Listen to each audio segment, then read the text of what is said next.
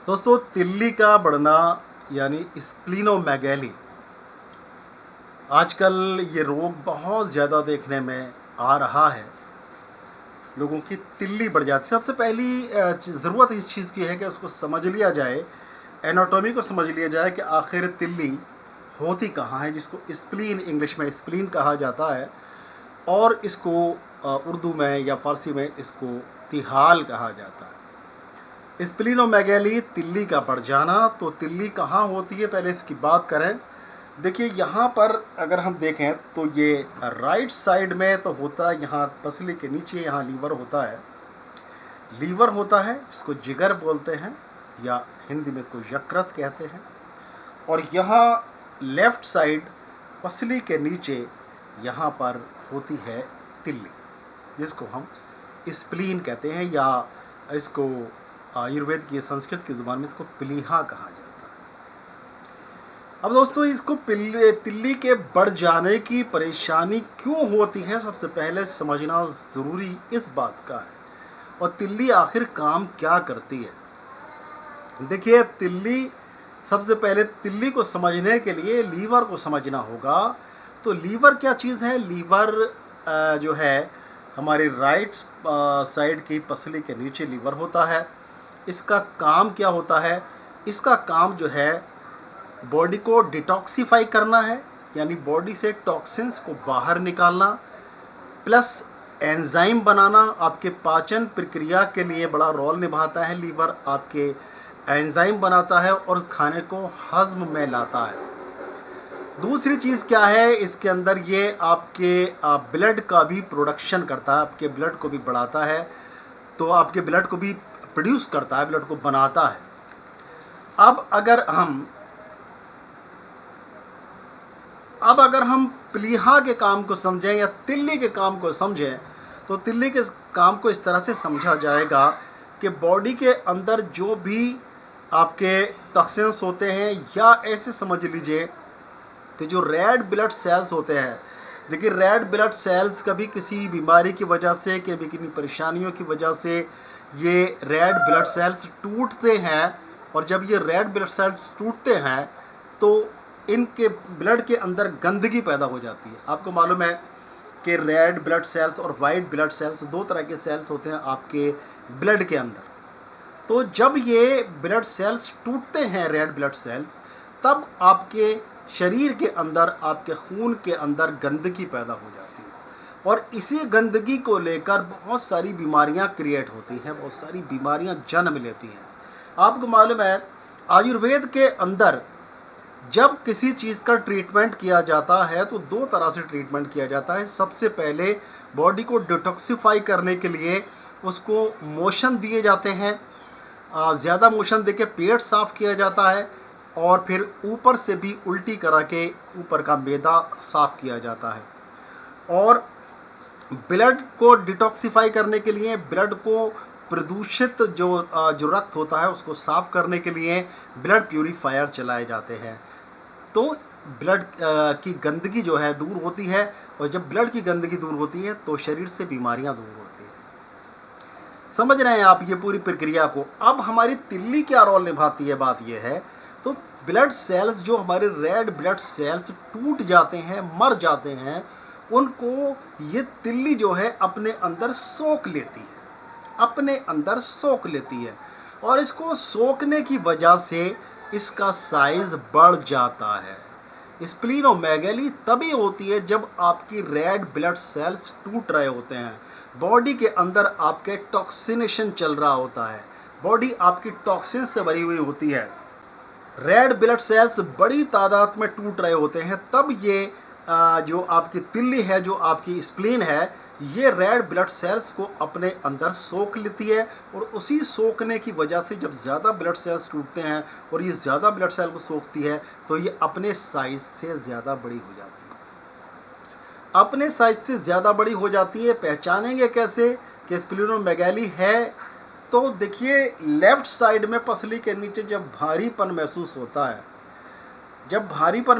और कभी कभी स्प्लीनोमेगैली में दर्द भी होता है, यहाँ पसली के नीचे, बाईं पसली के नीचे।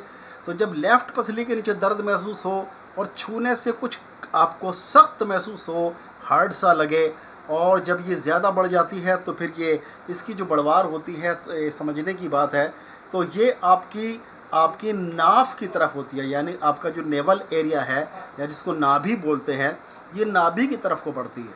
इस तरह से नाभि की तरफ ऐसे करके चलती है ये। तो जब ये ज़्यादा बढ़ जाती है तो नाभि की तरफ ये चलती है, और ये नाभि की तरफ को महसूस, आप इसको छूकर महसूस कर सकते हैं।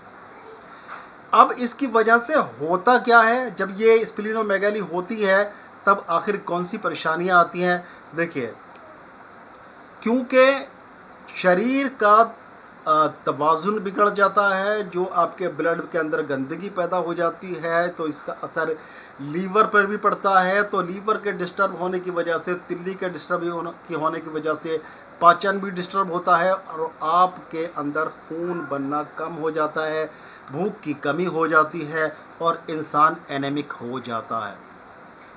तो इसके बाद में फिर जब ये स्प्लीनोमेगाली और ज़्यादा बढ़ जाती है और ज़्यादा हो जाती है, तब और तरह की दिक्कतें भी पैदा होती हैं।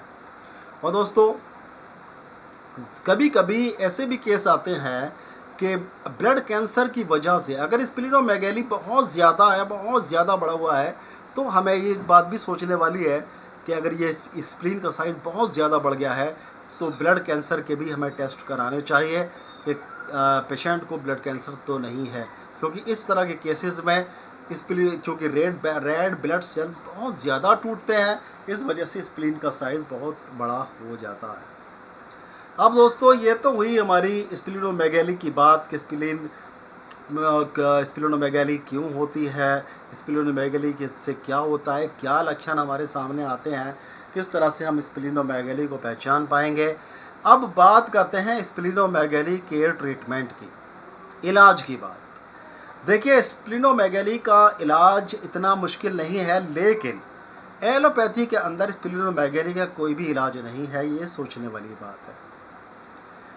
जब स्प्लीनोमेगाली ज़्यादा हो जाती है, स्प्लीन ज़्यादा बढ़ जाती है, तिल्ली ज़्यादा बढ़ जाती है, तो जब आप डॉक्टर के पास जाते हैं तो वो आपसे मशवरा देता है कि आप सर्जन से कांटेक्ट करें या सर्जन से बात करें। और जब सर्जन को आप ये परेशानी अपनी बताते हैं तो वो कहता है कि आप इसका ऑपरेशन करा लीजिए। और आप ऑपरेशन में क्या होगा आप उनसे पूछें तो वो बताएंगे आपकी तिल्ली को काट के निकाल दिया जाएगा। अब आप समझ सकते हैं, एक ऐसा ऑर्गन जो आपके लिए निहायत ही ज़रूरी है, जब उस ऑर्गन को आप अपनी बॉडी से निकाल देंगे तब आपकी बॉडी पर क्या इफ़ेक्ट पड़ेगा। सिर्फ स्प्लीनोमेगाली होने से, स्प्लीनोमेगाली क्यों हुई, रेड ब्लड सेल के टूटने से, ब्लड की में गंदगी होने से, और जब स्प्लीन अपना काम करेगी ही नहीं तब आपके ब्लड को, आपके जो ब्लड के अंदर जो गंदगी हो रही है उसका क्या होगा, फिर कितनी गंदगी बढ़ जाएगी, फिर कैसा ब्लड आपका हो जाएगा, फिर कौन कौन सी बीमारियां आके घेर लेंगी। ये डॉक्टर की जिम्मेदारी, किसी सर्जन की जिम्मेदारी नहीं है। ये काम है आपका सोचने का कि आपके पेशेंट को जितनी उसकी उम्र है वो सेहतमंदी के साथ में, स्वास्थ्य के साथ में कैसे जी सकता है। तो आइए नुस्खे की बात करते हैं। देखिए, इसमें 4 तरह की मेडिसिन चलाते हैं हम। अपनी बात कर रहा हूँ मैं, जो हम ट्रीटमेंट देते हैं वही ट्रीटमेंट में सेम ट्रीटमेंट बता रहा हूँ आपको कि कौन कौन सी चीज़ें उसके अंदर इस्तेमाल होती हैं और क्या क्या चीज़ें देते हैं। तो देखिए, नुस्खा है, मैं बता रहा हूँ, इंग्रेडिएंट्स बताऊँगा आपको कौन कौन से इंग्रेडिएंट्स इसमें शामिल होते हैं। तो देखिए, क्योंकि ज़्यादा इंग्रेडिएंट्स हैं इसलिए मैं पढ़ के बताऊँगा आपको।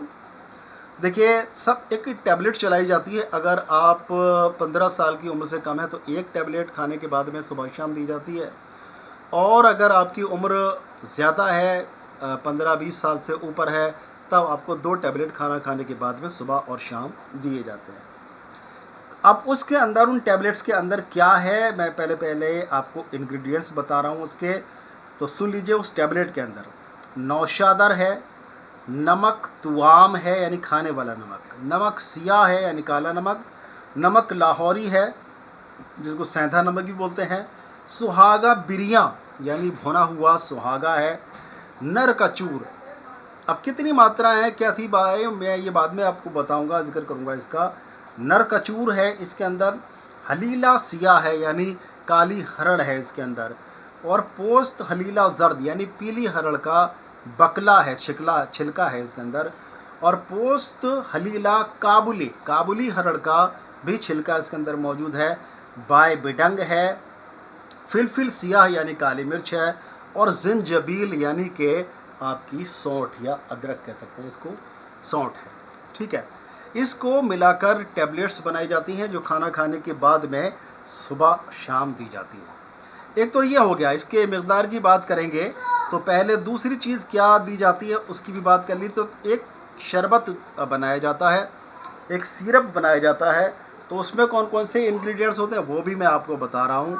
देखिए, मको खुश्क, रेवंद चीनी, शब यमानी, इसको फिटकरी भी कहते हैं, सज्जी सफ़ेद, ये भी एक तरह का नमक होता है, सज्जी सफ़ेद, तूतिया सब्ज़, तूतिया सब्ज़ एक जहरीला पदार्थ होता है, तूतिया सब्ज़, शोरा कलमी। आप ये कहेंगे कि जहरीली चीज़ इसमें क्यों डाली जा रही है, वो भी मैं आपको बताऊंगा। तो शोरा कलमी, सिरका तुर्श यानी खट्टा सिरका, नौशादर, हीरा कसीस, सतलोबान, और मग्ज़ घी कुआर यानी घी कुआर का गूदा, एलोवेरा का गूदा। ये हो गया आपका सिरप का फार्मूला। अब आपको मैं आगे बताता हूँ। एक काढ़ा चलाया जाता है, साथ में 10 ग्राम काढ़े को उबाला जाता है लगभग 3 गुने पानी में, और जब ये तीसरा हिस्सा रह जाता है पानी, तब इसको छान के पिलाया जाता है। तो वो काढ़ा मैं आपको बता रहा हूँ, ये भी सुबह शाम चलाया जाता है, और ये शरबत भी सुबह शाम चलाया जाता है। तो उसका सुन लीजिए, क्योंकि देखिए आपकी बॉडी के अंदर जो गंदगी हुई है, पहले ब्लड की गंदगी, सबसे पहले हमें क्या करना है, तो सपोर्ट करना है हमें तिल्ली को। तिल्ली को सपोर्ट कैसे करेंगे, जो तिल्ली का काम है हम मेडिसिन से लें, यानी कि ब्लड को हम साफ करें। तो तिल्ली पर कम लोड पड़ेगा, और तिल्ली को हम दवाओं से यहाँ पर कवर कर रहे हैं, तो ये जल्दी से जो है इसमें आपको रिकवर होता हुआ दिखाई देगा। तो क्या क्या चीज़ें हैं देखिए, ध्यान दीजिए।